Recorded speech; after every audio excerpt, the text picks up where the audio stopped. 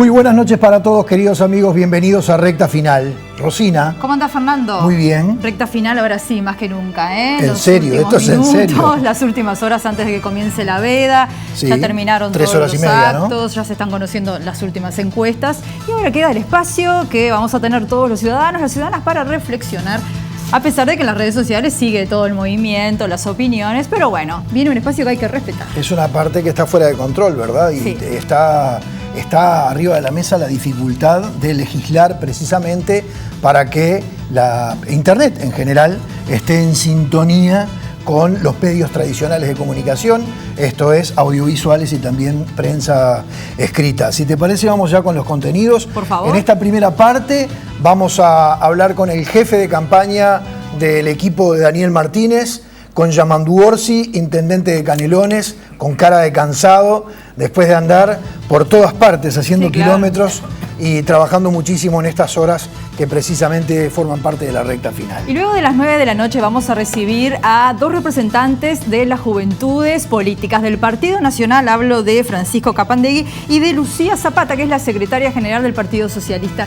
Nos parecía interesante poder tener la visión, escuchar la opinión de los jóvenes en este momento. Estamos escuchando todo el tiempo a los dirigentes que están, obviamente, ellos acaparan la atención. Nos parecía una buena cosa tener a estos jóvenes que, recordando, Fernando, el año pasado tuvieron un rol protagónico. Sí, claro. Porque en el mes de octubre emitieron un comunicado donde convocaron a todas las juventudes de los partidos políticos e invitaron a participar nada más y nada menos de otro aniversario del acto del obelisco, acto que la próxima semana, el 27, va a cumplir ya 36 años. Y en esa convocatoria hablaban de la necesidad de reafirmar la democracia. Tuvieron su momento de prensa, de difusión, y nos parecía interesante. Sí, hoy, claro, a pocas horas de que comience la veda, retomar eso y hablar también de la importancia de la tolerancia y de la convivencia. Yo creo que, y esto es por supuesto opinable, pero en los equipos jóvenes de campaña, en la militancia joven, es precisamente donde se ve más eso. Basta con ir, por ejemplo, un fin de semana a la Rambla de Montevideo, donde de repente uno se pone en una esquina, otro en otra, pero realmente hay un espacio de convivencia y tolerancia que por suerte nace además precisamente en las generaciones más jóvenes de la política. Bien, por allí iremos entonces a partir de este momento. Nos vamos entonces con Yamandú. Nos vamos. ¿Cómo andás, Yamandú? Bien. Cansado un poco. Pero llevas bien el semblante, ¿eh? Lleva bien. No llego, pero bueno, ya le saludé. ¿Cómo anda? Muy bien. Es interesantísimo, les voy a mostrar esto, te lo muestro a vos también, Rosina, porque lo estábamos viendo ahora al final, lo que es el comportamiento del electorado, ¿no? Es la encuesta de Radar, independientemente de los números generales, que si quieren se los damos, ya fue difundida. Sí. Pero a mí lo que me llama la atención, es esto, fíjate esto, Yamandú, a ver si a vos no te sorprende, porque capaz que uno demasiado poco acostumbrado a lo que es el sondeo del comportamiento del votante, de repente le llama la atención y no es tan llamativo. De las personas que el 27 de octubre votaron al Frente Amplio, un 1%, es poco, pero existe, va a votar al Partido Nacional. De las personas que el 27 de noviembre votaron al Partido Nacional, un 4% va a votar a Daniel Martínez. De los que votaron al Partido Colorado el 27 de octubre, 18% va a votar a Daniel Martínez. Y de los que votaron a Cabildo Abierto en el 27 de octubre, 8% va a votar por Daniel Martínez. Es sumamente llamativo porque además, yo no sé qué sensación sentían ustedes cuando escuchaban, por ejemplo, con insistencia decir a Mujica, creo que lo ha dicho en alguna que otra oportunidad, que hay votantes de Cabildo Abierto que eran potenciales votantes del Frente Amplio y viceversa. Sí. Entonces, de alguna manera, esto está confirmando eso. Pero, ¿qué reflexión te merece un comportamiento de estos de la ciudadanía, del electorado? Varias cosas. Lo primero que creo que es muy difícil. El trabajo de una encuestadora es difícil, no es fácil. Y que la muestra sea representativa, todo eso es mucho. Se ha aprendido mucho, las encuestadoras incluso trabajan algunas vía telefónica, otras por internet, creo que bastante menos ahora las que hacen el puerta a puerta, que es el que conocíamos antes, ¿no? Eso para empezar. No siempre el dato es exacto y bueno, sabemos de encuestadoras o de elecciones a nivel mundial que le han errado y feo. Acá la última, la de octubre, creo que fue de los últimos tiempos las que más, digo, el nivel de acierto más grande. Creo que hubo ajustes en la metodología, me parece. Yo creo que sí. Que ahora, resultado. Lo primero es eso, la dificultad de captar hasta dónde o cuál es el grado de lealtad de la de la ciudadanía hacia la dirigencia, cuando lo que se te plantea no es que vote a tu partido, vota a mi partido, sino que ahora yo te pido que votes a fulano, que de repente no es del partido, muy probablemente. A ver, Luis Lacalle Pou llega a esta elección como favorito por las encuestas con un 28% de la primera vuelta. Era un poco, digo, era difícil, pero había que generar un nivel de adhesión de los partidos, que fue lo que consiguió, una alianza de los partidos. Ahora, lo que pasa abajo es a lo que nosotros aspiramos, es a captar desde ahí niveles de votación o gente que no necesariamente votan lo que le dice el dirigente sin romper con la lealtad hacia el dirigente. A lo que voy es que muchos ciudadanos que van a votar a Daniel Martínez van a seguir siendo colorados o algunos blancos, que puede pasar. Ahora, el cuánto en cada lugar me parece difícil medirlo. Claro. Debe existir, por ejemplo, a mí alguien una vez me dijo, alguien que estudia mucho y trabaja el tema, es muy difícil que el electorado de Cabildo Abierto vote al Frente. Sin embargo, cuando yo hablo con mis compañeros del interior, la mejor oportunidad que han tenido ha sido dialogar con la gente que votó Cabildo y que anteriormente habían votado al Frente. Cuando decís tus compañeros, ¿a quién te referís? Referentes que uno conoce del interior a interior. ¿Pero referentes del Frente Amplio o referentes del MPP? Del Frente Amplio. ¿Sabés por qué te estoy haciendo esta pregunta? Lo habrás escuchado, sí. Te lo habrán dicho. Mucha gente dice que hay un punto de unión entre el MPP, fundamentalmente por Mujica. Sí. Fundamentalmente por Mujica Voto y eventualmente Mujica. Por Eleuterio Fernández Huidobro, que si bien no era MPP, pero era el hermano del alma de Pepe Mujica, ¿verdad? Creo que por el acercamiento que tenían con los militares. Sí, escuché y puede pasar, sí, que en algunos sectores de la sociedad haya habido un traspaso de votos de Mujica a Cabildo. También hay otra lectura que dice que difícil es que el voto frente amplista haya pasado directamente a Cabildo, sino que lo que pasó, o lo más probable que haya pasado, es que haya pasado a los partidos tradicionales, y a su vez los partidos tradicionales perdieron voto y perdieron un pedazo hacia Cabildo. Más precisamente, el votante más de derecha dejó de votar de repente a un partido tradicional y pasó a votar este partido nuevo. Yo qué sé, es medio difícil y hay todo un grado de incertidumbre ahí, que es a lo que nosotros apostamos, a pesar de las encuestas, es a lo que apostamos a partir de lo que nos dicen las encuestas.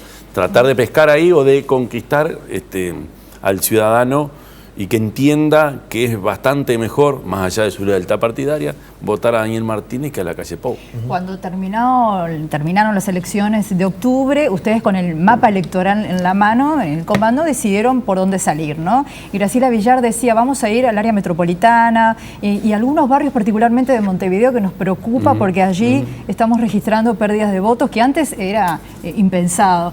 ¿Fueron esos barrios en esta campaña voto a voto y con qué panorama se encontraron? ¿Cómo se le planteaba a la gente, Orsi, llegar, tocar timbre? ¿Cómo se planteó ese diálogo? Eso es interesante.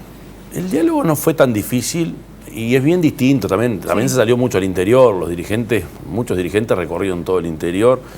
También se visualizó que en aquellos barrios donde el Frente no votó tan mal, aquí en Montevideo o en el área metropolitana, el hecho de que haya habido una merma de votos te obliga a volver ahí, porque ahí tenés más brazos o más gente para hacer el trabajo del cara a cara. Normalmente la gente te recibe y te recibe bien. Es raro, no es lo más frecuente el portazo. Incluso hasta el que te dice que no. Lo que te dicen o el retorno que te dicen los compañeros que han hecho esto y que ha sido el militante de a pie. Yo creo que el gran protagonista ha sido el Frente Amplista, que salió, algunos dejaron su bandera y fueron a hablar mano a mano con la gente, porque eso creo que era bastante mejor. Y lo que te dicen es que mucha gente estaba pensándolo, o que te decían directamente, yo los voté toda la vida, ahora los dejé de votar.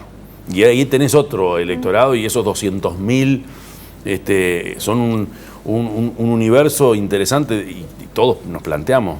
Lo primero que hay que hacer es tratar de recuperar eso y ver por qué esos enojos o por qué esas decepciones o deserciones, ¿no?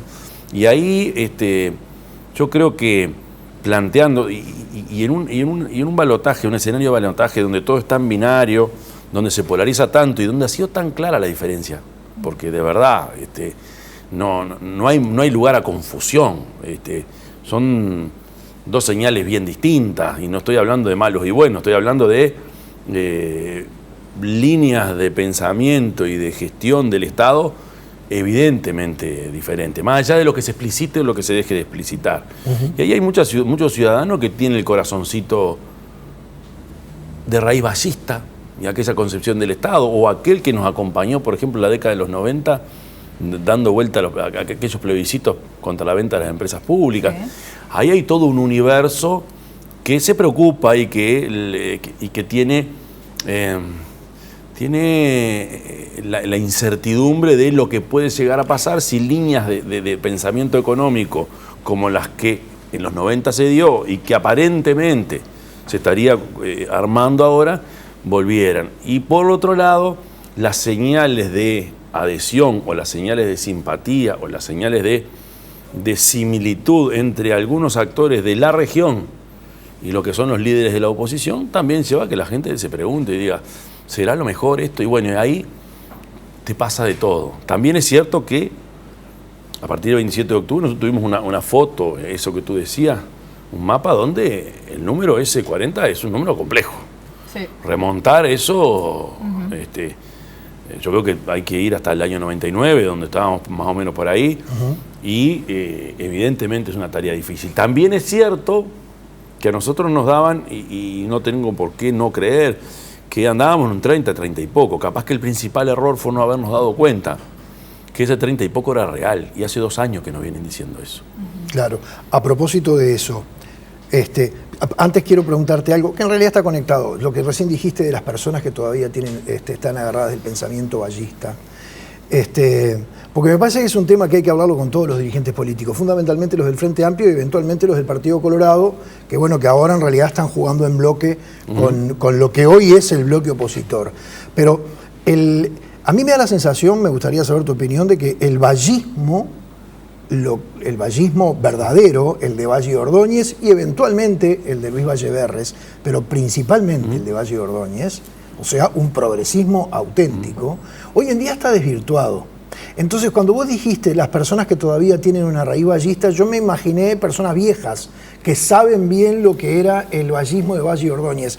Porque si algún joven hoy en día, salvo un joven leído, letrado, conocedor de nuestra historia, pero si algún joven se queda con el cliché, con el eslogan, con el logo del vallismo que esgrime Sanguinetti o que esgrimen muchos integrantes del Partido Colorado, eso está a años luz, hasta te diría, en las antípodas del vallismo auténtico, porque nadie puede discutir el liberalismo y el liberalismo económico, la defensa a ultranza del mercado que hace Sanguinetti, algo que no hacía Valle Ordóñez.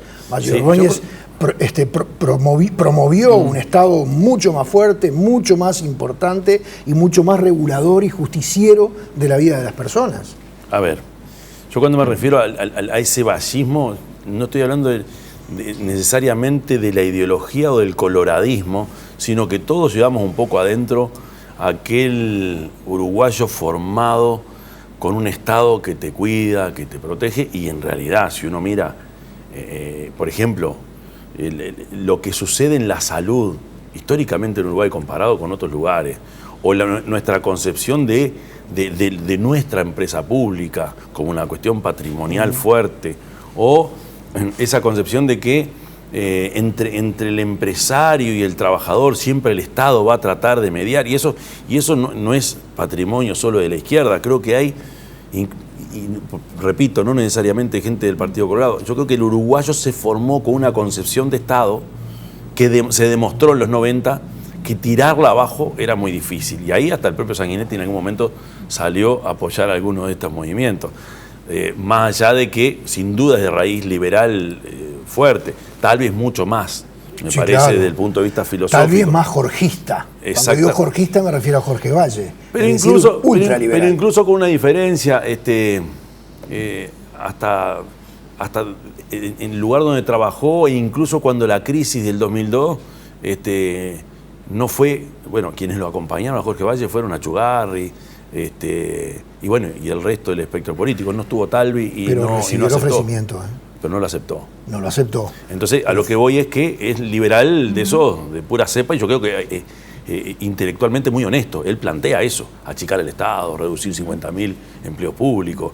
Yo a lo que voy es que hay todo un Uruguay, hay un mundo que va más allá de los partidos y de si uno es colorado, que tiene que ver con aquella concepción de que a nadie se le ocurre que el Estado no haga algunas cosas que hoy hace y que históricamente hemos venido haciendo. Más allá del conocimiento histórico que se tenga o que no se tenga. E incluso en el Partido Nacional siempre hubo ahí un sector donde, por ejemplo, adhirieron a líneas más desarrollistas como la de Wilson Ferreira.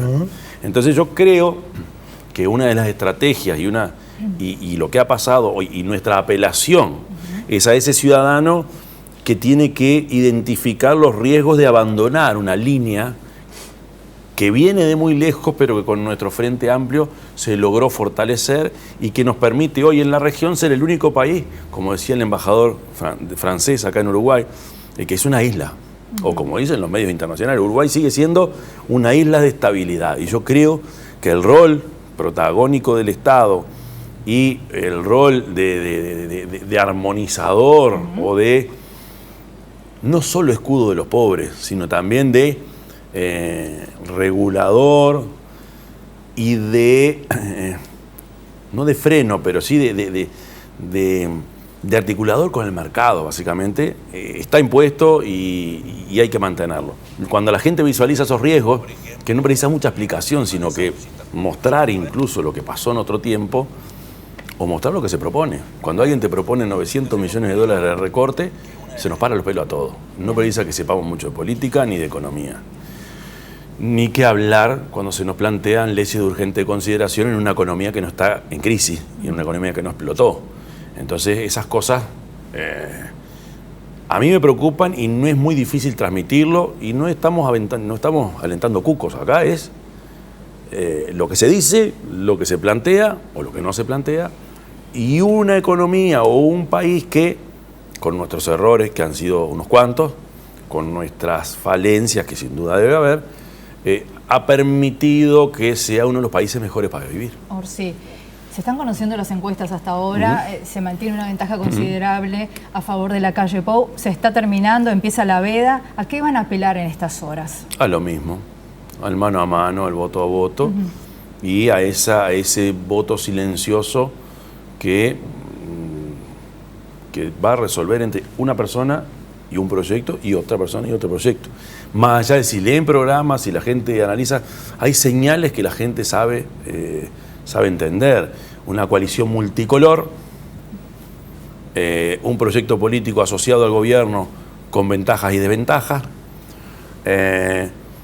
un candidato a presidente que según Sanguinetti va a ser un coordinador, o un candidato a presidente que con el Frente Amplio como respaldo, con un 40% del Parlamento, y es cierto, y no es mayoría absoluta, está dispuesto a manejar el país con ciertos criterios que vienen de atrás, pero con algunas innovaciones que necesariamente vamos a tener que hacer. ¿Llegó tarde usted al comando, le parece? No. Usted antes estaba vinculado, pero con ese... No, muy poco. Cuando Daniel me propuso en la primera fase incorporarme al comando, yo ahí hablamos y llegamos a un acuerdo. Irme desde agosto de la Intendencia era demasiado temprano y claro, y había cosas para hacer y hay cosas para hacer. En un tramo más corto, y ahí me lo planteó Daniel de nuevo, es más fácil, digo, una licencia, son 3 semanas, no es tan complejo, pero no, incluso lo que viene, el grueso de lo que se hizo estuvo hecho antes de octubre, por ejemplo, los equipos de trabajo. ¿Qué impronta le puso usted? No, la tarea mía básicamente fue de articulación de todo el puzzle hasta donde se puede. ¿Por qué? Porque el puzzle es grande, a lo que voy es... Tenemos una fuerza política que es una coalición de partidos que ya tuvo su elección en octubre y que no fue como no fue. Para unos mejor, a otros peor. Después, un comando de campaña que ya estaba instalado y que tiene un trabajo hecho y que sigue ahí. Y después todos unos colectivos que empezaron a aparecer con mucha fuerza, pidiendo cancha, y por supuesto sintetizar eso a una lógica binaria como es la de un balotaje, para que en pocos días se pueda hacer claro y remontar esos puntos que, si bien es cierto, entre el Frente y quien sigue hay más de 10 puntos, toda la coalición o todo el arco opositor se unificó de inmediato con algunas pinceladas como para salir, porque desde antes de octubre ya estaba claro que el objetivo era sacar al Frente. Ahora, Yamandú, esa era la tarea. Sobre tu incorporación a la campaña, es seguramente, capaz que hasta te da un poco de pudor responderlo, pero ¿no tiene nada que ver el hecho de que tenés una buena imagen, tenés una gestión canaria que tiene un alto nivel de aprobación y que además perteneces al sector mayoritario del Frente Amplio, es decir, al sector que sigue teniendo la mayor cantidad de adhesiones, que es el Movimiento de Participación Popular? Esas cosas que de alguna manera pueden funcionar como un imán a favor de una fórmula un poco alicaída, que no había obtenido en la primera vuelta lo que realmente esperaba. ¿No tuvo que ver para que te pidieran, vení con nosotros, te necesitamos acá? Lo que sí tuvo que ver, lo primero, una relación personal, que ya lo dije y que lo digo siempre, y lo otro sí es una experiencia acumulada en una gestión donde no me es extraño o no me es difícil el poder tender puentes para llegarle a otros públicos o a otros actores o a otros ciudadanos que de repente no votan al Frente. ¿Qué quiero decir con esto? Que en el departamento de Canelones venimos con una experiencia de gestión donde hemos conseguido, por ejemplo, en la Junta Departamental, la mayoría de los votos para las leyes más importantes. Solo el lacayismo votó siempre en contra por todo fue en contra. Fue una actitud y un posicionamiento claro. El resto, la mayoría del Partido Colorado y la mayoría del Partido Nacional, en los ediles, nos acompañaron en un montón de proyectos y básicamente el de presupuesto. Entonces a lo que voy es que mi bagaje y mi aprendizaje en un departamento como el de Canelones creo que aporta, sí, a la hora de poder dirigir algunos mensajes o poder llegarle a alguna gente que no necesariamente se siente frente amplista o que incluso no nos votó. ¿Ese mensaje también fue para la interna? ¿Tuvo que surgir allí con algún sector, no? No, tiene que ver incluso con un convencimiento y con una forma de pensar que es muy parecida a la de Daniel y yo. Eso lo hemos hablado, incluso él cuando se le planteó el tema del Fondo Capital, también tuvo que apelar a eso y conseguir los votos. Pero más allá de conseguir votos, es también la necesidad de tener siempre un diálogo permanente con el otro, aunque los votos te alcancen. Que a eso me refiero. Bien, vos acabás de decir algo que tiene mucho que ver con lo ideológico y hiciste referencia al ala herrerista del Partido Nacional, dijiste que no votaron absolutamente nada, y eso uno siente la sensación, o capaz que es un deseo, de que sea un posicionamiento ideológico. Es decir, la postura el herrerismo es el ala derecha del Partido Nacional. El herrerismo básicamente representa a la oligarquía. Entonces parece bastante lógico, creo que hasta es una actuación sincera en el Parlamento, no votar leyes que tienen corte social, que tienen perfil social, que implican mayor gasto, porque la atención a los desprotegidos naturalmente que requiere gastos, y para eso tenemos que aportar todos, ¿no? Esa es una base ideológica de mucha gente en todas partes del mundo. Ahora, ¿por qué quedó como de lado la discusión, el debate ideológico? Y te voy a preguntar concretamente, porque además el lunes pasado lo hablaba con Javier Miranda, hice referencia a esto y dije, el jueves va a estar Yamandú Orsi y se lo voy a preguntar. Hace algunos días te escuché en una entrevista radial opinando sobre aquella expresión de Graciela Villar cuando dijo la pelea es entre oligarquía y pueblo. Y vos medio que quisiste suavizar esa dicotomía, que muchos pensamos que realmente es así. Muchos pensamos que el Partido Nacional representa a la oligarquía, fundamentalmente el sector de donde sale Luis Lacalle Pou. Es la oligarquía, son los terratenientes agrícola-ganaderos, ¿verdad? Básicamente es eso. ¿Por qué medio que quisiste lavar esa expresión tan auténtica que Graciela Villar dijo cuando dijo esto es entre oligarquía y pueblo? no voy al concepto de pueblo porque es bastante más difícil, pero el concepto de oligarquía, yo creo que pasaron dos cosas. Primero, el herrerismo se terminó de comer casi todo el Partido Nacional, se lo comió. O sea que se derechizó el Partido Nacional. Veo poco wilsonismo, más allá de que yo tengo muy buen diálogo con intendentes del interior que son de esos wilsonistas que la pelean, pero bueno, creo que tuvieron que negociar y la negociación terminó en eso. Y dentro del herrerismo, por eso dije concretamente el lacayismo, porque yo reconozco en el herrerismo un posicionamiento, por ejemplo, en política internacional que nos permitió, por ejemplo, que por allá por la década del 40 no tuviéramos bases militares norteamericanas. Hoy el lacayismo es otra cosa, se alinea más hacia ahí. Por otro lado, el concepto aquel que manejó Graciela de oligarquía y pueblo, ella aludía al origen de la formación del Frente Amplio cuando el Frente se declaraba antioligárquico y antiimperialista. Sigue estando los estatutos del Frente. Exactamente. ¿Qué pasa? Como la discusión ideológica ha bajado tanto, o sea, no está dada... ¿Y eso es bueno o es malo? Es malo, es muy malo. Desde distintos medios de prensa y por supuesto desde la clase política, enseguida se puso el grito en el cielo y se planteó, sin dar la discusión, de que se estaba aludiendo a que por un lado el pueblo era el frente y todo lo demás oligarquía. Creo que se simplificó, cuando en realidad yo considero, y ahí hay una deformación profesional, yo aspiro, y siempre aspiré, a que en Uruguay, en este mundo capitalista en el que vivimos, tuviéramos una burguesía fuerte, un empresariado fuerte, que es bien distinto a pensar lo que era o lo que ha sido la raíz de lo que era la vieja oligarquía, que venía más bien por herencia y que venía por aquel viejo concepto casi feudal del terrateniente, como tú dices. Claro. Ha cambiado bastante y yo creo que lo que ha pasado, y es algo quizá más grave que la oligarquía, que es al empresariado nacional se lo termina comiendo el empresariado mundial. Y las grandes empresas mundiales se terminan comiendo los pocos o los muchos emprendimientos exitosos que hay en Uruguay. Y eso no es oligarquía, es peor. Es extranjerización o es sucumbir de un empresariado nacional ante, por ejemplo, el peso brutal de lo que son las transnacionales. Y, por ejemplo, la industria frigorífica. Claro. Me acuerdo de las luchas de los frigoríficos contra los dueños de los frigoríficos.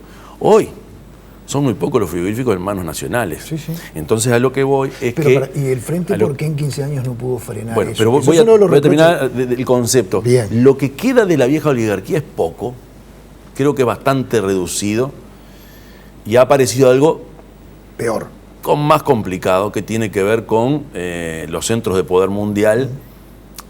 En algunos casos centros de poder regional, por ejemplo empresas brasileñas muy poderosas o grandes pool, o grandes que nunca le conocés la cara, o los paquetes, por ejemplo, que vienen con el agronegocio, paquetes de grandes empresas que ahí el tema de la transgenia y toda esa historia, ¿no? Entonces yo creo que la realidad cambió, los esquemas viejos, los esquemas de los años 60 no se pueden aplicar a rajatabla, más allá de que algunas cosas se sostienen, y lo que me preocupa realmente es que nuestra burguesía nacional esté cayendo, ya no ante el peso de la oligarquía, como era antes, aquella lucha histórica entre los dueños del poder y aquellos empresarios que salían todos los días, sino que hoy lo más complicado está en esa debilidad del empresariado nacional. Entonces a lo que voy es, Graciela aludió a una cuestión histórica, a nuestra raíz, nuestra formación. Yo pongo como ejemplo, y así me va también, el discurso que hizo Guido Manini Ríos en oportunidad del homenaje a Ancina en la Plaza del Ejército. Yo recomiendo leer ese discurso, donde el discurso, en una parte central, habla de lo nocivo que fue la oligarquía para la liberación en aquella época y lo dejó como tirando ahí. Entonces, claro, estamos hablando de un nacionalista. Se van a matar. Estamos hablando de un militar nacionalista, ¿no? Sí. Entonces, sí. Y nos entendemos. Sí. A lo que voy es que las etiquetas, los esquemas, uno los tiene que acomodar en el tiempo y no es acomodar el cuerpo.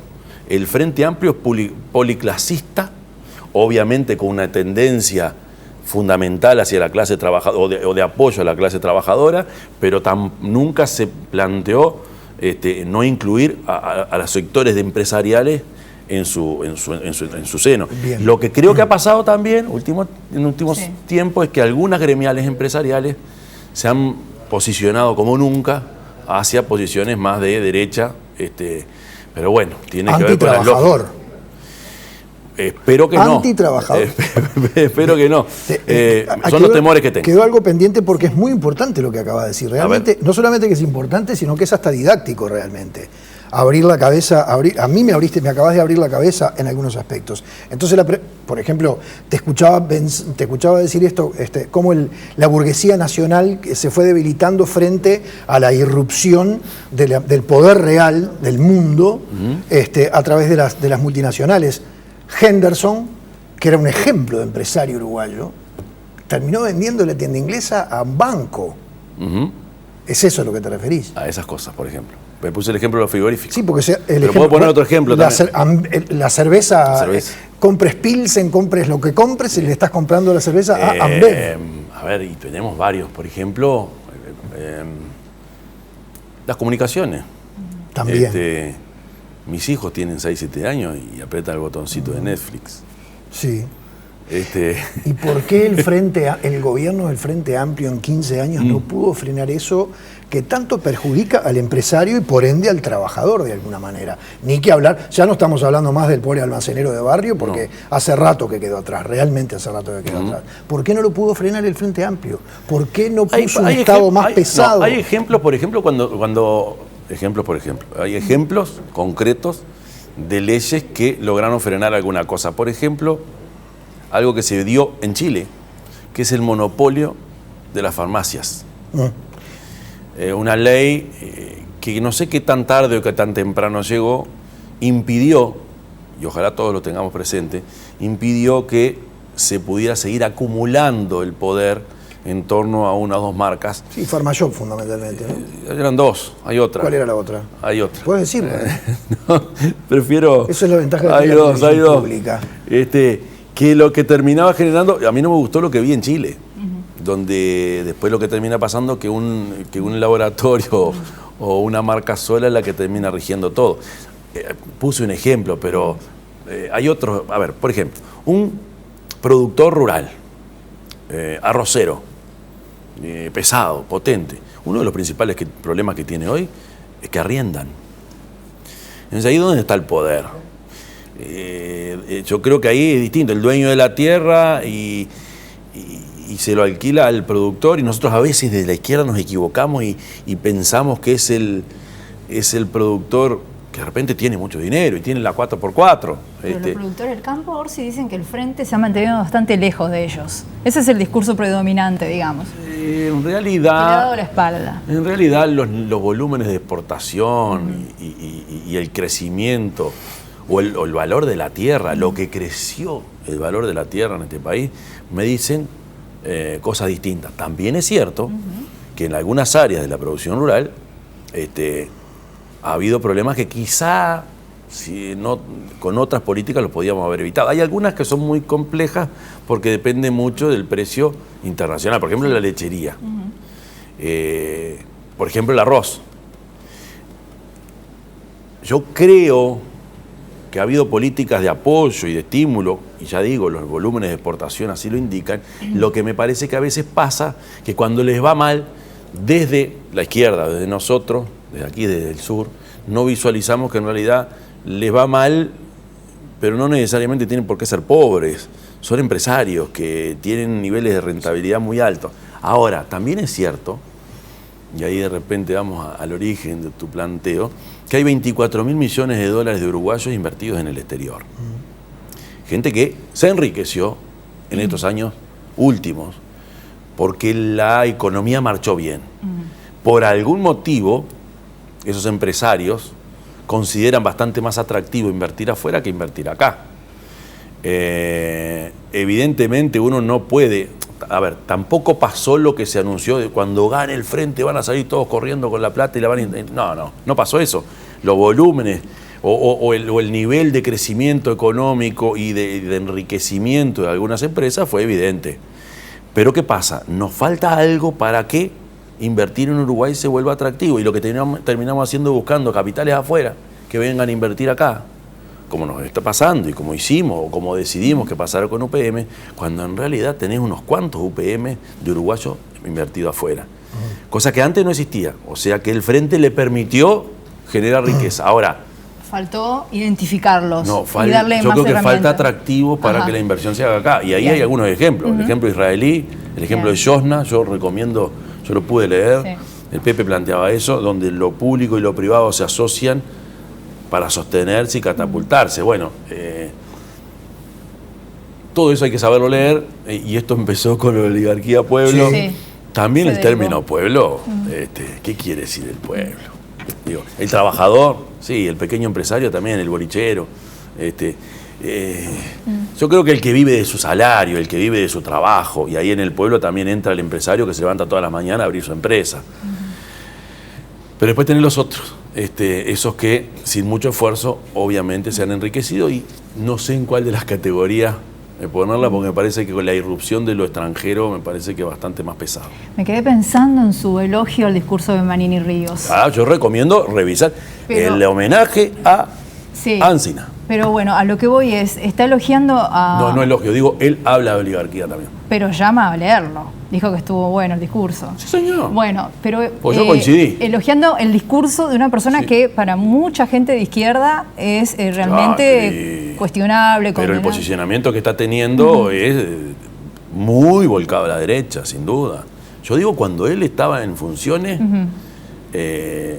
hombre que sabe mucho historia, que ha leído mucho, planteaba que en este país uno de los daños fundamentales lo había planteado, lo había instalado la oligarquía, y eso fue lo que le pasó a Artigas, que ponía a Encina de un lado y la oligarquía del otro.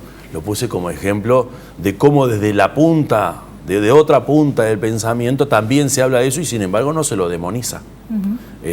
Hablar de oligarquía no es insulto, y cuando Graciela Villar dijo oligarquía y pueblo, no quiso decir, y yo he hablado con ella, de que el Frente Amplio somos todos pueblos y todo lo demás es de oligarquía.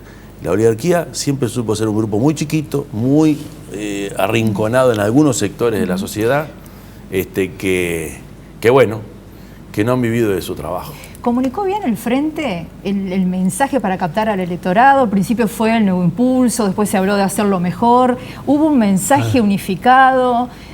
¿Cómo fueron varios mensajes, ¿no? Sí. Creo que han sido varios mensajes. ¿Pero cuál era la idea eje, digamos? Yo no participé en la primera fase. A mí, por ejemplo, nunca me terminó de convencer el hacerlo mejor. Ajá. Hay que hacer cosas distintas. Yo no estoy de acuerdo con el concepto de cambio que se plantea. Claro, puede ser profundizar una reforma, por ejemplo. Yo creo que tenés que hacer cosas de manera distinta, en la misma línea que venir, pero hay que cambiar algunas cosas.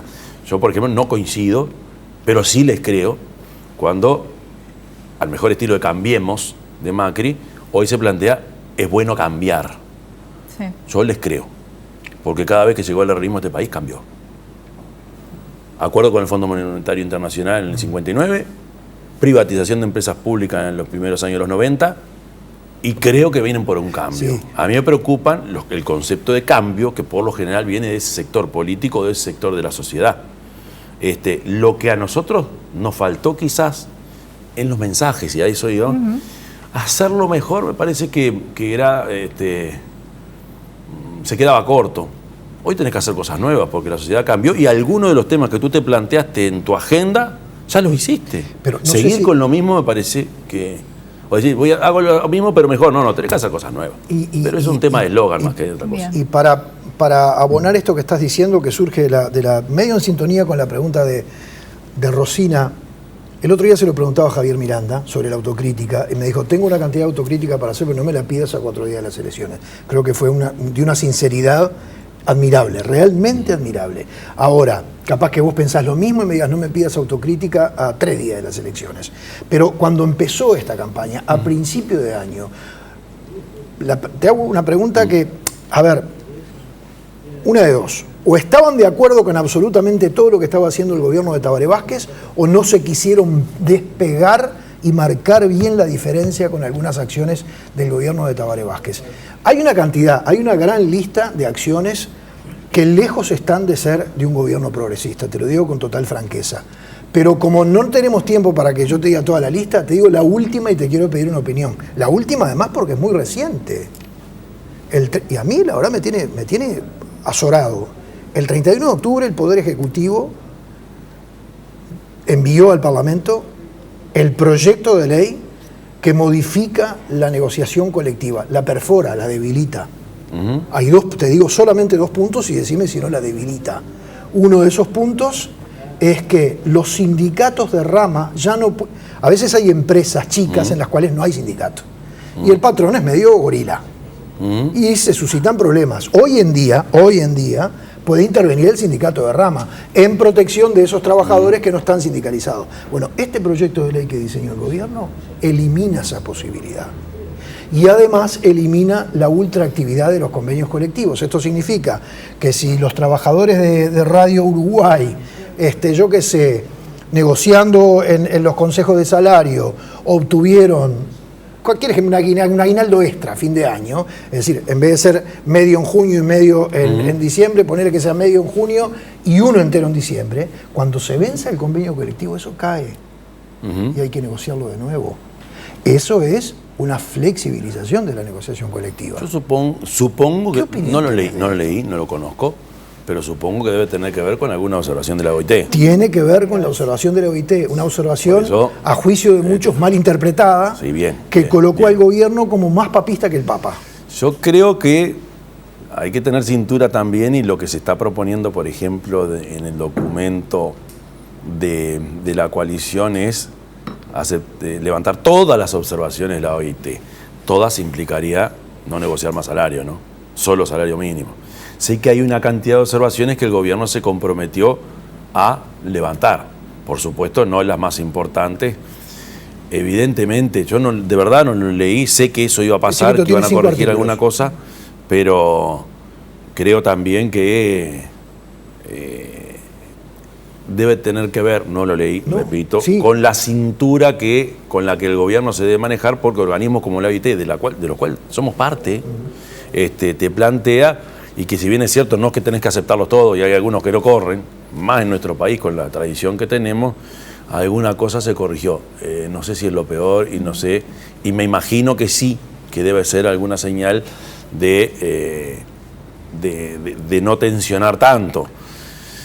Es discutible si es un gran error. Yo creo que cometimos errores mucho más grandes que eso, y bueno, y yendo un poco a lo que tú preguntabas, creo que en algún momento visualizamos que separarnos o plantear cosas distintas al gobierno era casi una herejía, y eso es un error.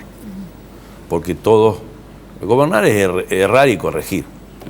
Entonces decir que en algunas cosas erramos desde el gobierno no es demonizar a nuestros referentes, al contrario, es decir, ¿sabe qué?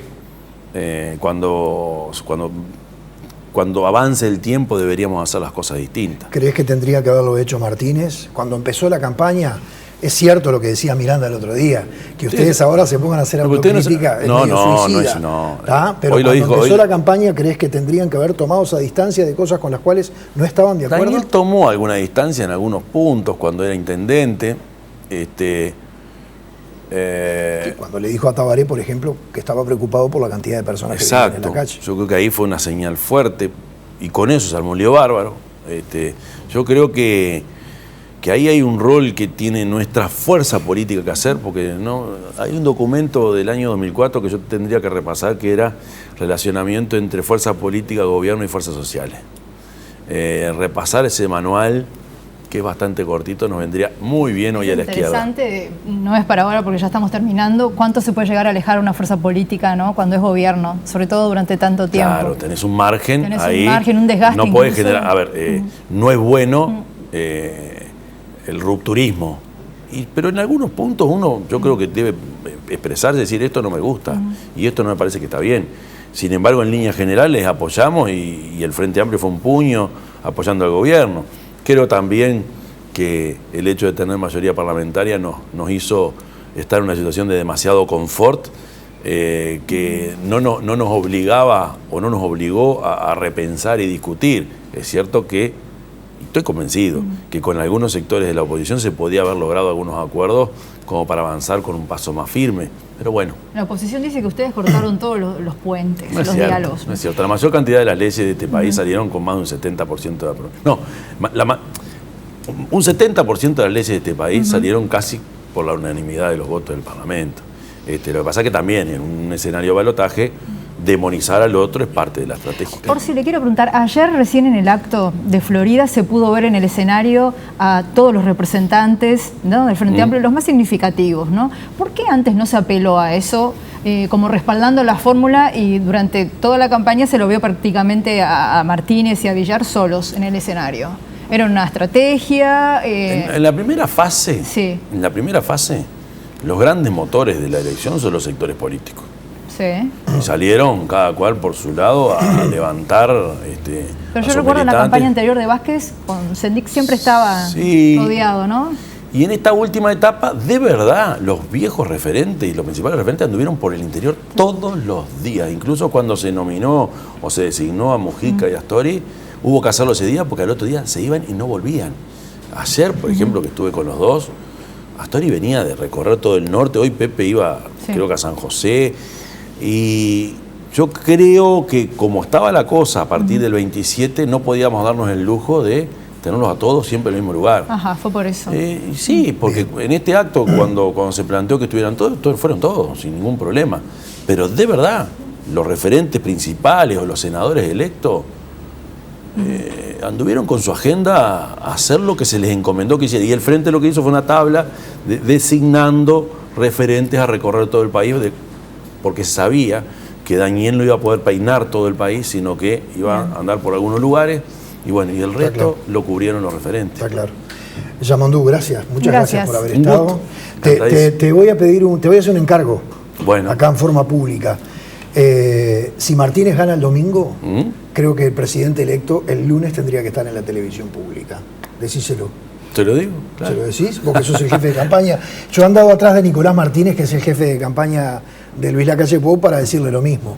No hemos todavía logrado el compromiso de ninguno de los dos, pero la estamos peleando. Se lo transmito. Creo que el presidente electo, sea quien sea, el lunes tendría que estar acá ¿Por qué no? en la televisión pública. Una buena Gracias, señal. Yamandú. Gracias.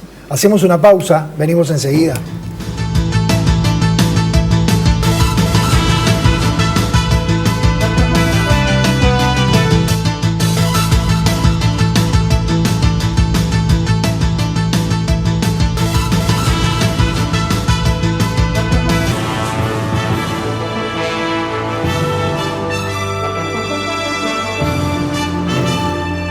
Al inicio de recta final decíamos con Fernando que va a ser un gusto recibir a representantes de las juventudes políticas del Partido Nacional y del Frente Amplio. Hablo de Lucía Zapata y de Francisco Capandegui. ¿Cómo andan? Gracias por venir, por acercarse. Muchísimas gracias por la invitación a ustedes. No, por favor. Una de las cosas que estábamos poniendo de relieve ahora, mientras esperábamos comenzar este bloque, es el vínculo, ¿no? Es el vínculo que se puede mantener no solamente fluido, sino además sano. ¿Se puede decir lo que acaban de decir?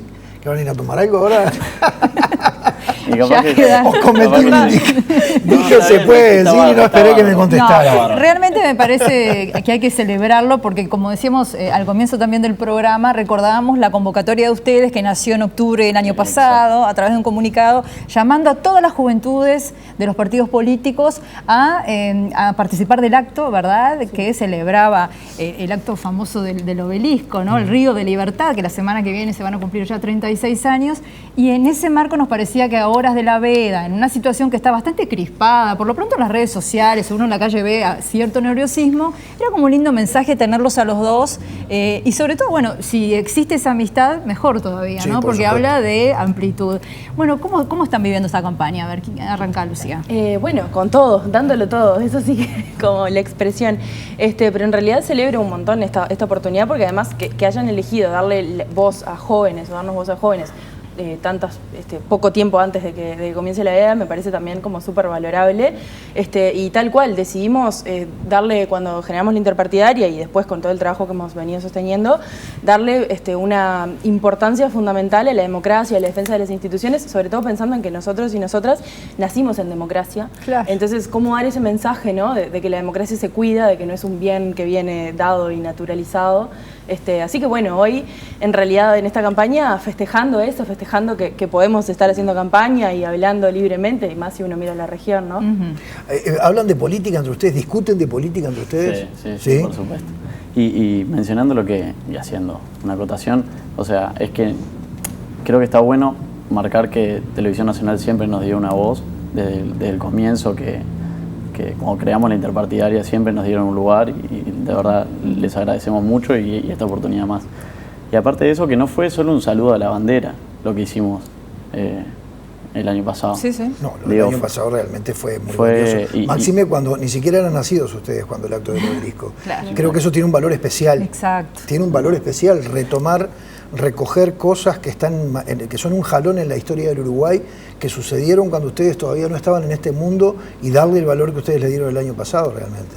Y que lo podamos seguir continuando hasta ahora. O sea, no fue que hicimos ese acto y después no nos volvimos a mirar, y todo lo contrario, tenemos el mejor de los tratos entre toda la juventud de todos los partidos, y la verdad que digo que es algo a remarcar y sin lugar a dudas. Y ahora en plena campaña, ¿tuvieron espacio para encontrarse, para debatir los temas que más separan a sus partidos, o aprovechan esos espacios para intercambiar y decir, bueno, esta es mi postura, esta es la tuya, hay que respetarse? No sé, ¿se habla eso o no han tenido tiempo? Porque hay muchos que están militando, obviamente. Bueno, el contacto siempre estuvo. Sí. Hemos estado aparte en varios medios como discutiendo temas concretos, debatiendo, como ahí va, intercambiando ideas.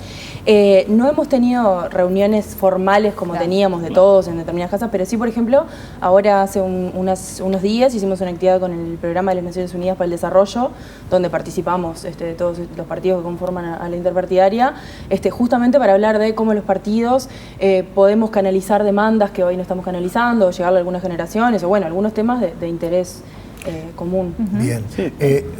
Sobre los temas que los separan, sobre los temas fundamentalmente ideológicos, filosóficos, no solamente partidarios, porque uno siempre tiende a pensar que las personas dicen ser de un partido o de otro, y ojalá así sea realmente, porque si no sería una cuestión manejada tipo cuadro de fútbol o cosas así, que me parece que no le hace bien a la política. Uno siempre se imagina que quienes deciden ser de un partido o de otro es porque se afilian o están alineados con la base ideológica de los partidos. Entonces, tú perteneces a la Juventud Socialista, supongo que tenés estás alineada con el pensamiento socialista, y seguramente vos, por ser, ¿de qué sector del Partido Nacional? Del Espacio 40. Del Espacio 40, que el otro día estuvo Javier García acá. Sí. Estuvo intenso la entrevista con Javier, como siempre, aceptando ese juego de contraponer ideas fuertes y de trancar fuerte, que me parece que es sano. Digo, un partido y un sector de base más liberal, menos estatista que lo que es el socialismo, por decirlo de alguna manera, porque en realidad, si nos ponemos a discutir lo que es el socialismo real, nos vamos mucho más lejos, ¿verdad? ¿Cuáles son los principales puntos donde ustedes encuentran las diferencias y ustedes quieren convencer a la gente de tal cosa y ustedes de tal otra? ¿Dónde encuentran el punto principal de discrepancia, de diferencia? Y bueno, creo que uno de los puntos, lo que vos decías, el rol del Estado y cómo ir por ahí, me parece que esa es una de las líneas principales de discusión. Y después tenemos mucha discusión del cómo llegar a determinadas cosas, ¿no? En política económica seguramente, pero si hablamos de educación o si hablamos de empleo, no sé, me parece que en realidad como que en todos los temas tenemos varias diferencias en el cómo, algunos objetivos parecidos, otros muy distintos también, pero... Sí. Nosotros, o sea, desde el principio lo que intentamos hacer siempre desde la interpartidaria, y lo dijimos y es nuestra frase de cabecera, que es caminar por los consensos. Ahí está. Porque si no es imposible desde todos juntos, todos los diferentes partidos, hinchar para el mismo lado. Pero a la hora de marcar lo que tú quieres marcar, sí, sin duda que también hay metas diferentes, pero el camino es el mismo. O sea, todos participamos de ese festejo de Río de la Libertad porque queríamos celebrar la democracia. y el respeto a las instituciones. Y después, bueno, como dice Lucía, digo, las diferencias están hoy día, están plasmadas en 2 programas. Hay un compromiso y hay unas líneas programáticas. Lo que pasa es que a veces uno ve a los programas de gobierno como demasiado pragmáticos, que está bien que tengan su cuota de pragmatismo, por supuesto, porque no pueden ser un tratado filosófico, ideológico, porque entonces no se bajan a tierra las ideas que plantea uno y otro sector político o uno y otro partido. Pero también al mismo tiempo uno a veces ve que se corre el riesgo de desideologizar o descafeinar la política y de terminar discutiendo sobre cosas puntuales, quitándoles la base ideológica que cada acción de gobierno puede llegar a tener. ¿Se entiende? Sí, totalmente. Entonces es ahí donde quiero llegar con ustedes. Vos, por ejemplo, hablaste, en esa reseña que hiciste, hablaste del manejo de la economía. ¿Cuál es el ideal que tienen los jóvenes del Partido Socialista para el manejo de la economía y en ese marco para la presencia del Estado? Y bueno, una economía donde el Estado tenga un rol fuerte, un rol claro y donde además, pero por otro lado, donde pueda sentar también un ambiente propicio para que los privados puedan desarrollarse, ¿no? Siempre en determinadas líneas donde los trabajadores tengan derechos claros y donde los beneficiados y las beneficiadas terminen siendo la sociedad en general. Pero comparto pila lo que decís de la cuestión ideológica y creo que eso también hace al fortalecimiento democrático, ¿no? El no discutir eslogans o no discutir, no sé, cuestiones más de marketing o cuestiones más de frases, más sino ir al fondo de un montón de cosas. También tenemos algunas coincidencias, además de las diferencias en el rol de los jóvenes, por ejemplo, y cómo hemos sido como jóvenes rezagados de un montón de cuestiones históricamente, cómo ir más allá de los discursos, de ir a los hechos. O sea, me parece que, y eso también son cuestiones ideológicas de a dónde queremos apuntar como sociedad. Sí, yo creo que puede ser, no es un tratado filosófico el programa, pero sin duda que las ideas y la ideología de cada uno de los partidos está reflejada en muchas de las propuestas. Digo, lo que hablaba ella a nivel económico y nuestras propuestas a nivel económico. No sé, por ejemplo, por marcar una, Luis desde el principio se ha marcado totalmente en contra de subir los impuestos. Porque creemos que los privados están tapados y necesitan un respeto. Pero da la sensación de que eso es más práctico.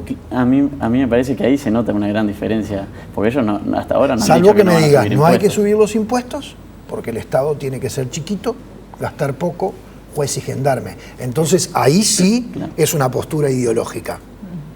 Ahora, si me decís, no se puede subir los impuestos porque la gente ya no puede más, eso lo comparte todo el mundo, no hay quien no comparta eso. Pero pues, creemos, por ejemplo, que la producción, o sea, ahora uno de los temas que está, una gran emergencia que tenemos es el tema del desempleo.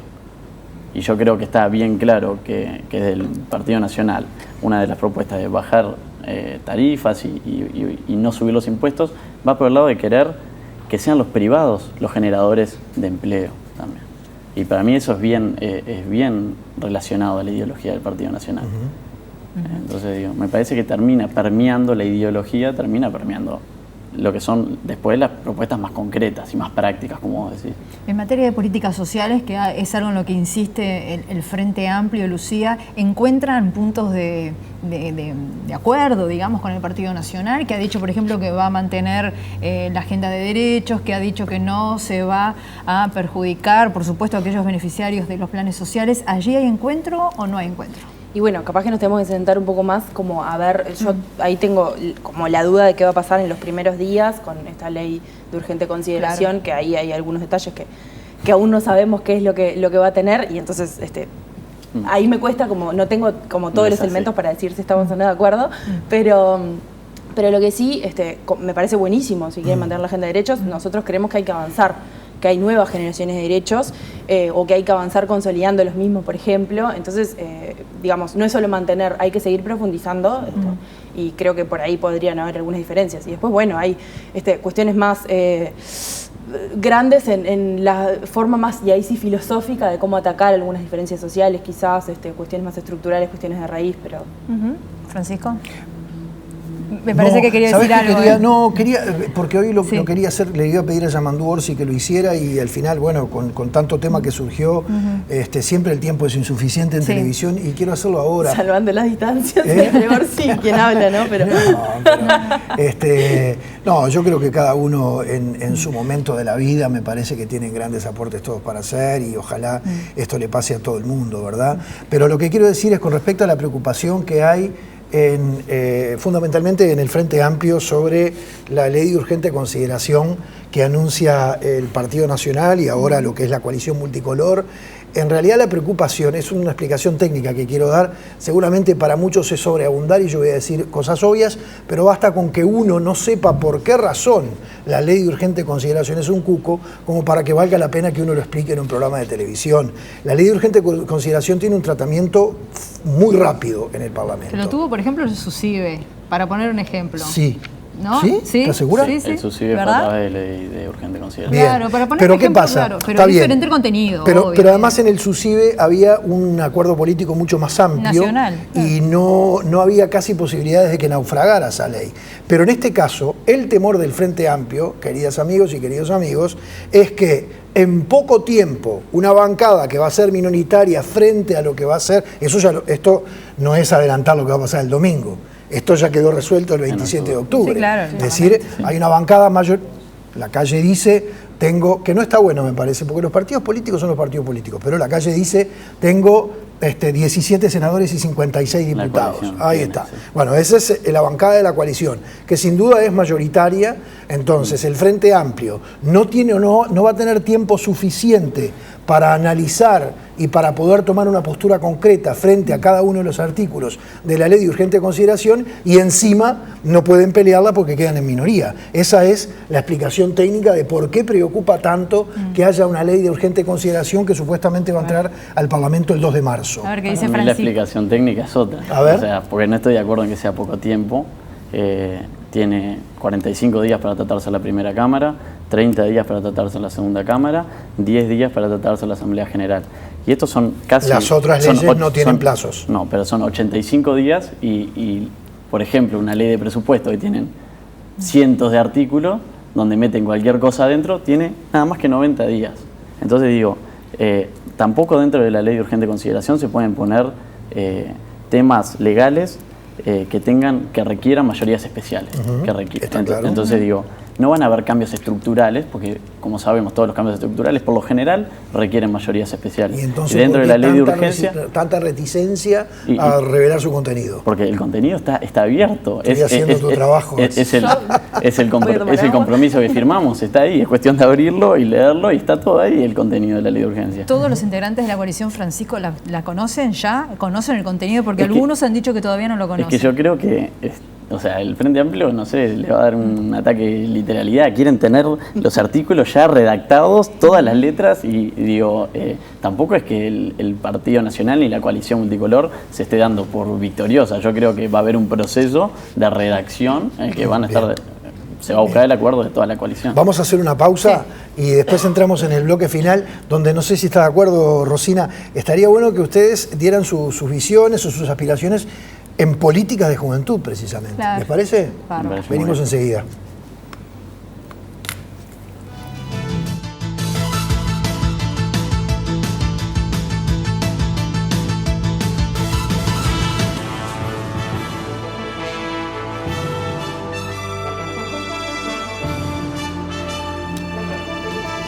Seguimos adelante.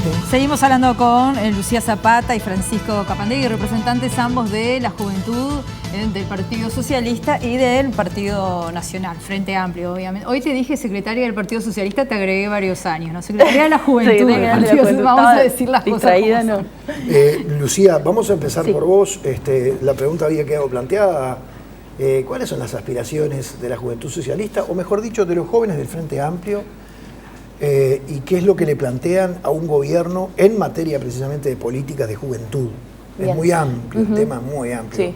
Primero, capaz, hablando de la cuestión un poco más filosófica o integral, nosotros, eso que decía hoy, ¿no?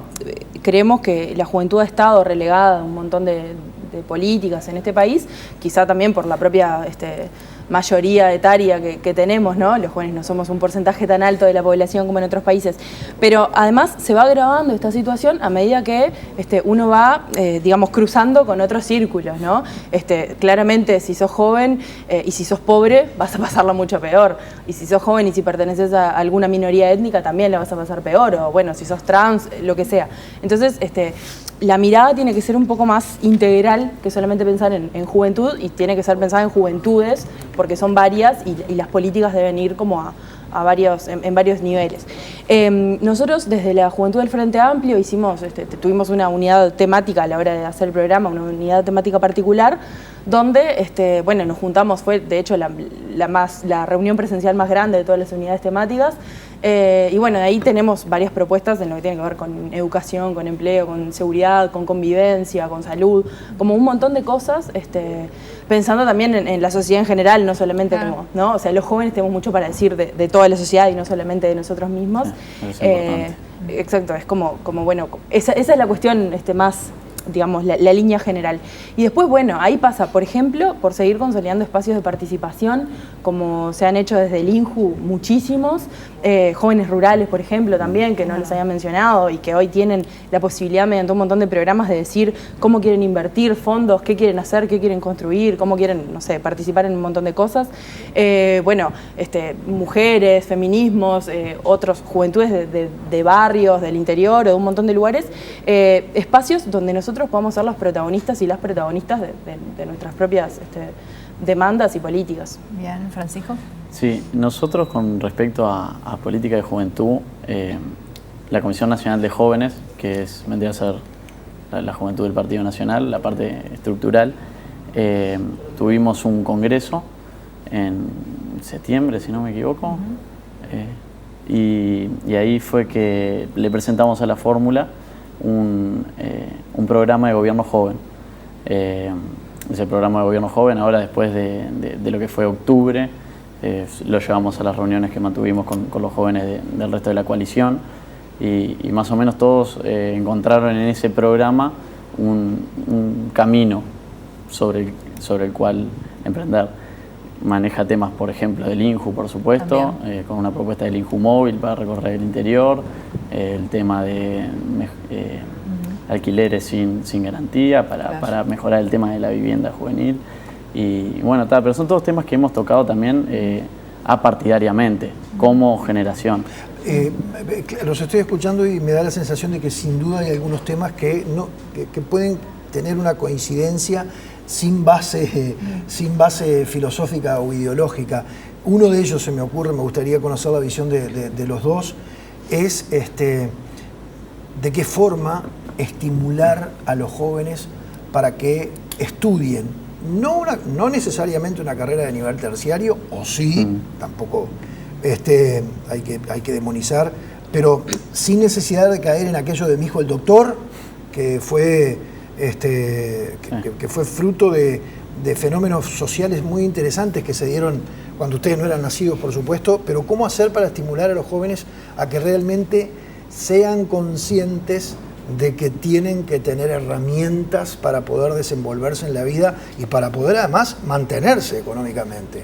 Porque si hay algo que está claro acá y en todas partes del mundo es que a menor formación, empleos menor remunerados, y a mayor formación, empleos mejor remunerados. Y más con la velocidad con la que nos corre la tecnología, y cómo tenemos que estarnos formando todo el tiempo. ¿Y cuáles son los caminos que de repente surge del pensamiento de los jóvenes para estimular a los jóvenes a que comprendan ese mecanismo que parece tan sencillo, pero en los hechos a veces no se da?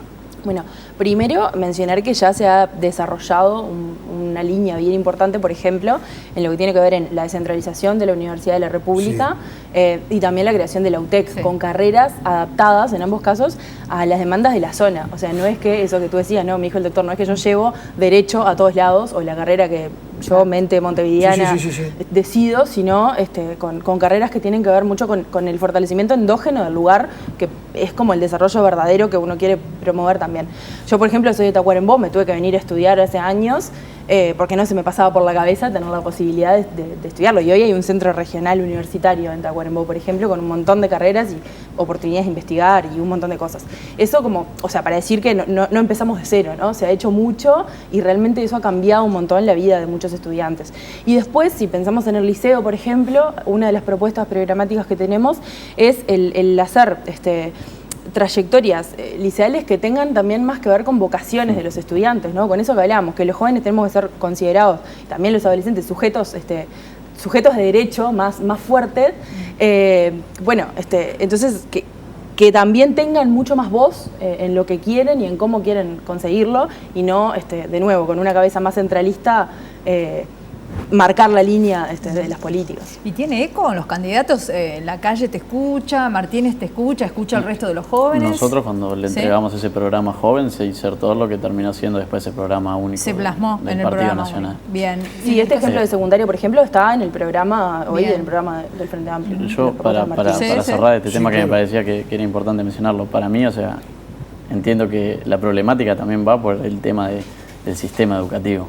Más allá de invitar a los jóvenes que no están participando de la carrera estudiantil, el sistema tiene que abrirse las puertas y reconocer muchas veces que algo está haciendo mal, porque si tenemos la deserción que tenemos, no es solo porque los jóvenes no quieren estudiar. Pero ustedes no sienten, por supuesto que como siempre, la pregunta va cargada de opinión personal, ¿no? ¿No sienten que hay un sector muy numeroso de la población joven que está como distraído con otras cosas que surgen precisamente del consumismo feroz que está instalado en nuestra sociedad y de esa lógica del mercado?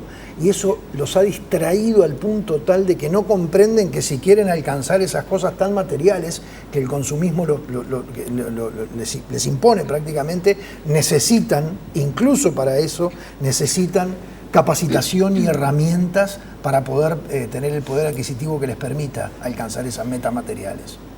Yo no sé si son los jóvenes los que están distraídos o es la sociedad en general. Ajá. Primero, claramente, y acá sí me pongo más ideológica capaz, pero un sistema capitalista que promueve ese tipo de consumo desenfrenado, sí, claro, y que para ser alguien tengo que consumir y tengo que tener determinadas marcas, determinados productos y determinado estilo de vida y mostrarlo. Pero más allá de eso, no estoy tan segura que sea así. Digamos, la juventud, no creo que la juventud esté perdida. Me parece que, por ejemplo, los jóvenes son quienes están en su mayoría en la calle reclamando un montón de cosas. Están en el 8 de marzo, sí, están en todas las marchas por el cambio climático, por el ambiente, que eso es una cuestión fundamental, en la marcha de la diversidad, por todas las marchas de derechos.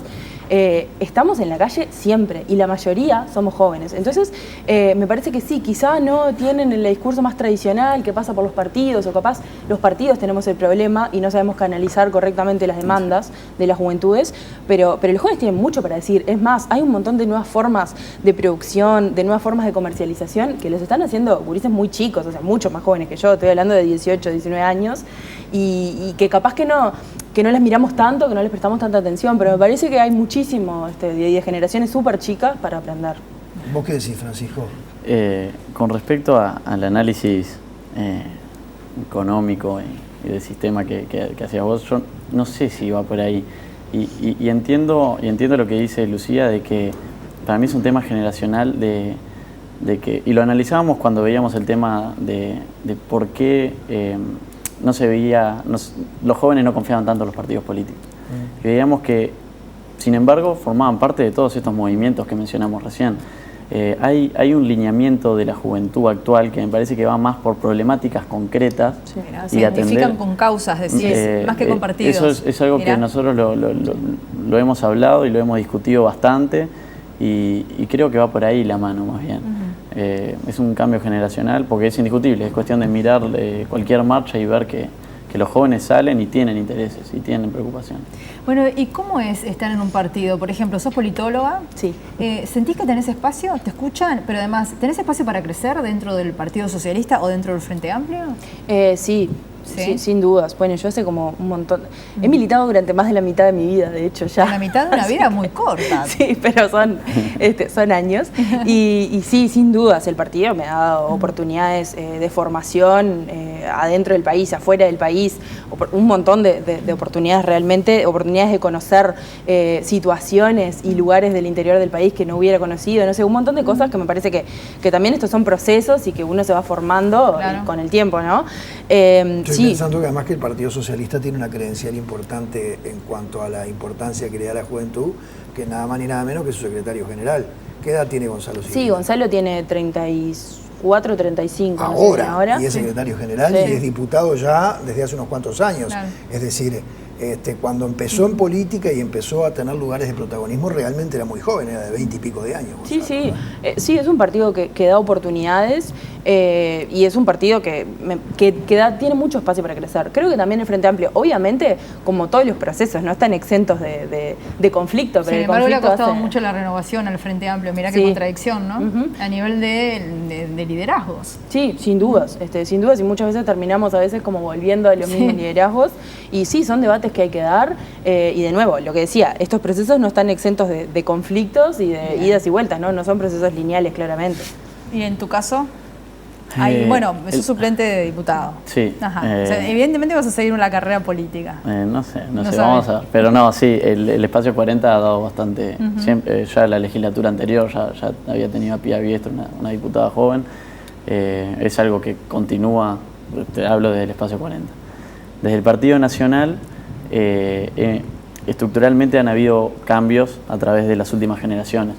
Por ejemplo, un gran logro del anterior CNJ fue conseguir 2 cargos en el directorio para los integrantes de la juventud, que eso ya le da un aire fresco al directorio mismo del partido, con voz y con voto. Hoy día lo que conseguimos fue nuestro presupuesto propio para poder hacer nuestras propias jornadas de formación y demás. Así que digo, el partido se ha ido alineando a eso de abrir cancha a los más jóvenes. Bien. Nos están haciendo señal que tenemos que cerrar. Brevemente, no quería dejar de plantear esto. En el comunicado del año pasado insistieron mucho en la preocupación por algunos conceptos que iban contra la democracia que estaban escuchando. ¿Se siguen escuchando esos conceptos? ¿Sigue la preocupación? ¿Qué les parece? Sí, sin duda. Por la democracia hay que luchar todos los días. ¿De dónde vienen esos conceptos? ¿De algún sector político concreto? Bueno, en realidad son dos cosas distintas, ¿no? Primero, mirar a la región y ver, valorar la excepcionalidad uruguaya, pero entender que la excepcionalidad puede dejar de serlo. Entonces, el ir bien profundo en sostener estos valores. Yo tengo mi opinión concreta. Creo que hay partidos como Cabildo Abierto que son muy complejos en sus mensajes y que de hecho, la calle Pou se ha deslindado de algunos de esos mensajes porque han sido bastante duros y dan un poco de miedo. Pero bueno, esa es mi opinión personal, seguramente no sé qué piensa Francisco. Aparte te estás refiriendo al de Domenech antes de la primera vuelta electoral, cuando dijo que los cabildantes iban a estar para impedir que Manini Ríos sea condenado por la justicia por la eventualidad de un delito de haber omitido, como funcionario público que era, haber denunciado las atrocidades que reveló Gavazo frente al Tribunal de Honor, ¿no? Sí, me refiero a eso y también me refiero a dichos casi de la Edad Media con respecto a los derechos a decidir sobre su cuerpo de las mujeres, por ejemplo. O sea, hay como una cuestión más amplia, ¿no? No solamente eso.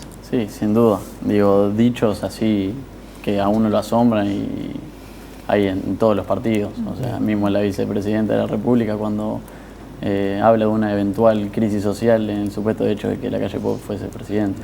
Digo, contra esos comentarios hay que ir siempre, no hay que dejarlos pasar. Ahora yo quedo bandeado por un lado. No es un comentario antidemocrático, podrá ser una opinión equivocada. A mí me parece pero me parece que no es antidemocrático, estamos de acuerdo. A mí me parece que sí. ¿Que es antidemocrático? Y sí, me parece que es un ataque a las bases institucionales, es decir, que en caso de que alguien sea presidente va a haber una crisis social. La verdad a mí me parece que no hay que dejarlo pasar. Bueno, la idea era dar un mensaje de convivencia, así que no discutamos ahora, por favor. Lucía y Francisco, gracias a los dos. Y bueno, nos vamos a seguir de cerca en sus carreras y en su participación. Gracias a muchas gracias. Y a ustedes gracias por haber estado allí. Mañana nos quedamos todos en silencio y los invitamos a todos para el domingo, una gran transmisión que otra vez los medios públicos van a poner en el aire a partir de las 7 de la mañana con Radiodifusión Nacional y Televisión Nacional Uruguay durante toda la jornada, metiéndonos en cada rincón del país, llegando a cada hogar del país, porque esa es la principal característica de nuestro medio, de nuestro canal, que llegamos a todo el país y llevando esta instancia democrática que define las cosas el próximo domingo. Con todos los periodistas, son alrededor de 200, distribuidos por todo el país, la radio, la televisión, con Factum, con Gerardo Caetano. Y bueno, con todo ese equipo los vamos a estar esperando a partir de las 8 de la mañana. ¿De que las me 8? adelantaste, sí. Tenés razón, sí. No, lo que pasa es que los que salen al aire a las 8 los citaron para las 7. Ahí está la confusión. Tema. A las 8 el domingo. Que pasen bien. Que pasen bien. Nos encontramos el domingo.